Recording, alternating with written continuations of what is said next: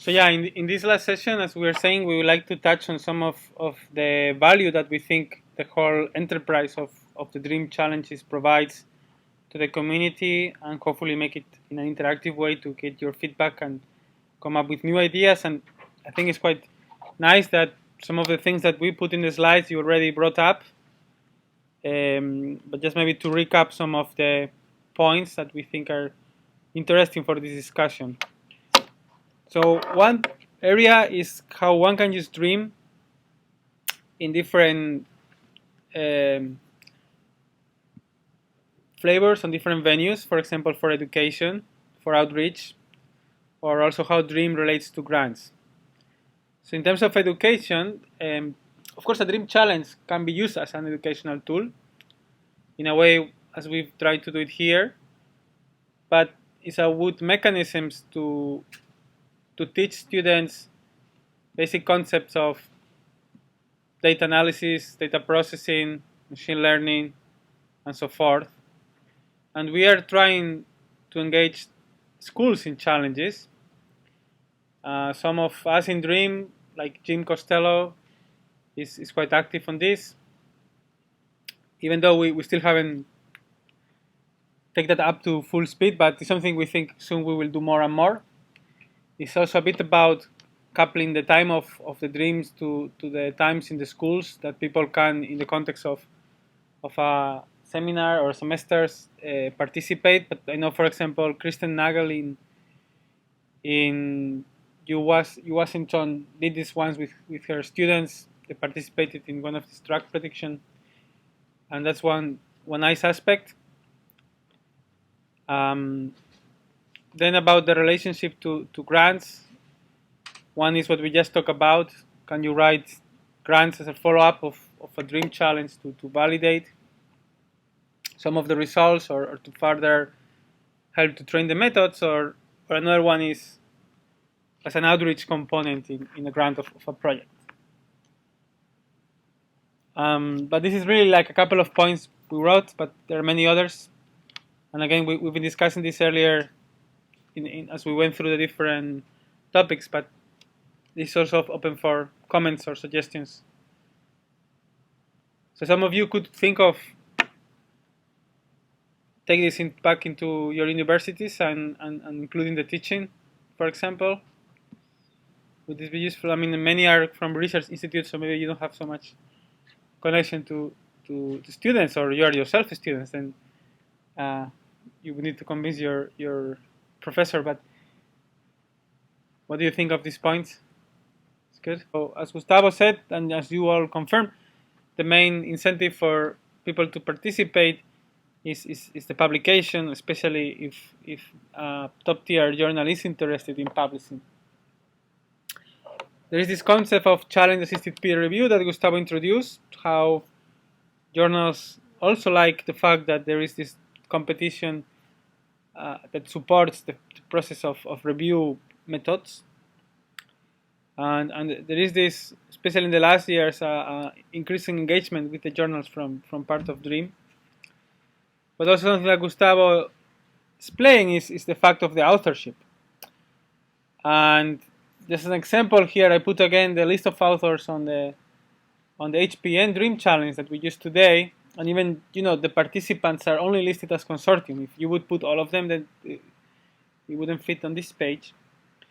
And then it's quite hard to use, like in this case, a serial list of people to capture the contributions, right? In a ways, it's like you're trying to do a PCA almost of a multidimensional data set which describes across different dimensions how different people made possible the whole challenge.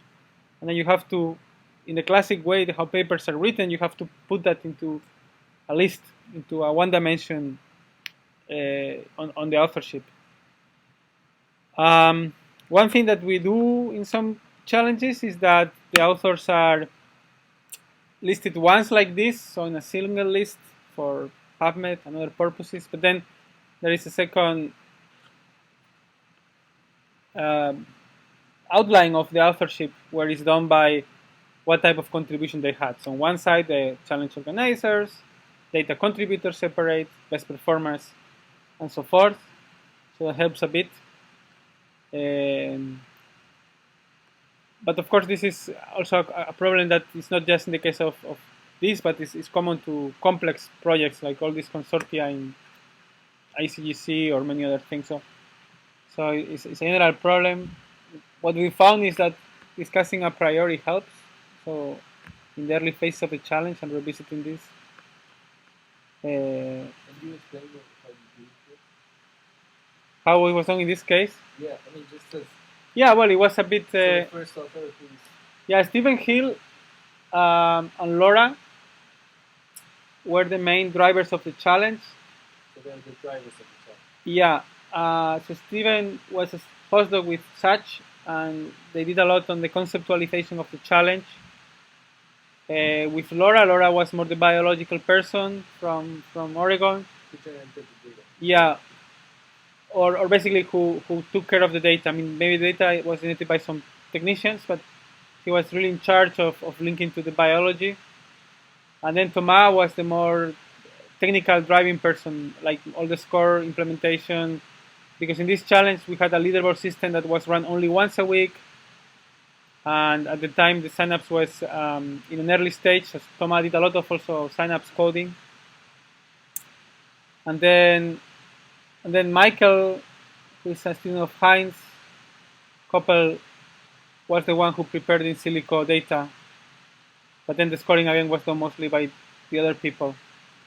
Right, and then we try to reflect this also at the back. So Sach, who conceptualized in many ways the challenge, and I and Gustavo were very involved in the challenge at the last co-senior authors. And then there is also Heinz, who contributed to the in silico data. Paul Spellman is the PI from whose lab the data was generated. I think Nicole Nesser, who's the 5th author, was the person who generated the data. But yeah, you start to see how it gets complex, right? And then after here in the second row, you see.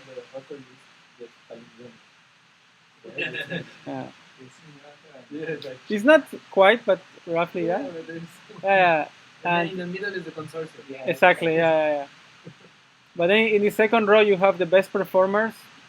This is Dan Carlin was the first author of the best performer in the in vitro data. And then Josh Stewart is the PI, so this is a palindromic thingy. And then, actually, in this case, we had we have more sub-challenges. There was even a third sub-challenge about data visualization, and that's why Amina Kutub was also important. So it was, because there were many sub-challenges, there was a lot of best performers that we always try to acknowledge them by writing them as byliners on the authorship. And then all other people that like Stephen, Thea, or Michael, and the supervised infrastructure. So there's a lot of people involved, right? And really, all these people did something that was needed for the challenge. It's not like, so there are many aspects to the challenge. And this is one example. There are others, probably equally or more complex. But it's something I think, yeah, we talk a lot and with Gustavo and others, like how you can do this as fair as possible. It's hard. So,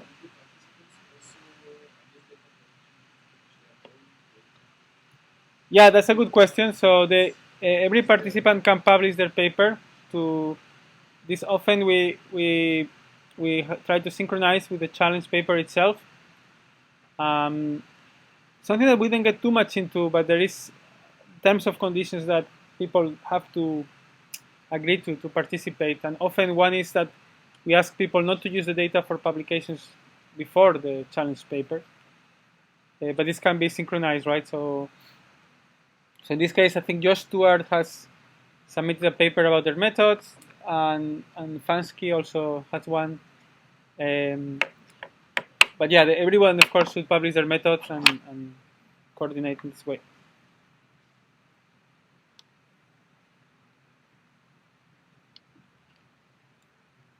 So here at the end, the challenge best performers are where? So in this case, are in this row here and down here. So the second row, but they all have their own publications as well. And this has been different in other challenges. That, for example, in the NCI Dream, the two sub-challenges are split in papers, and then the best performers are co-first and co-last.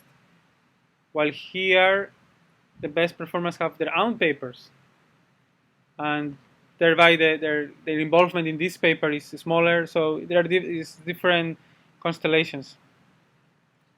Also, something you didn't say is that there was a visualization challenge. Right? Yeah.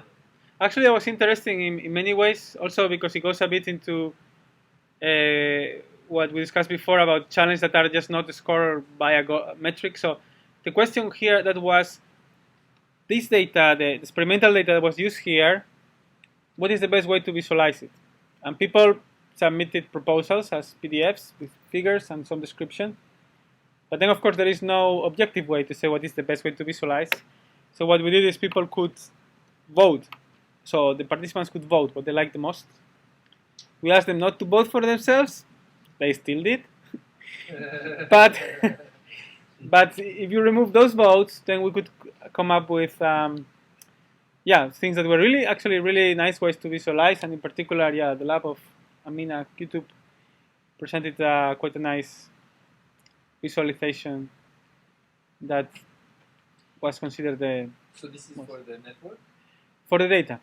For the data. How to visualize this because it's a multidimensional data set, right? You have cell lines, stimuli, inhibitors, readouts. Is this what you showed or no? No. We could show it actually. Yeah.